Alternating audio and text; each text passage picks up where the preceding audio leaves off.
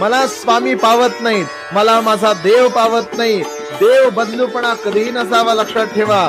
33 कोटी प्रकारचे किंवा 33 प्रकारचे देव जरी आपल्या आयुष्यामध्ये असतील आणि त्यातला एक देव जरी आपल्यावर कृपा करायला लागला तर माणसाच्या आयुष्याचं 100% सोनं होतंय, हे लक्षात घ्या. मनुष्याला एक गोष्ट लक्षात आली पाहिजे, भावे भेटतो उमापती. तुमचा भाव जर स्वच्छ असेल तर तो 100% भेटतो.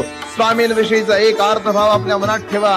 एकदा जो मी गुरु केला, मी न सोडे कदा त्याला, तो न सोडे कधी मला. या उक्तीप्रमाणे आपल्या भगवंताच्या चरणी, आपल्या आराध्याच्या चरणी आपलं जे काय चांगलं वाईट आहे ते सगळं सोडून द्या. आपलं चांगलं किंवा वाईट तोच करेल या विश्वासानं त्याची भक्ती करा.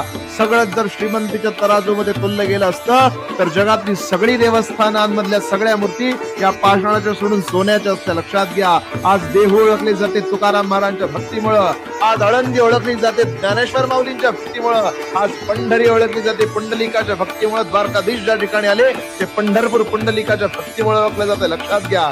भक्ती श्रेष्ठ असली तर भगवंत तुमच्यासाठी धावून येतो, म्हणजे येतो. श्री स्वामी समर्थ.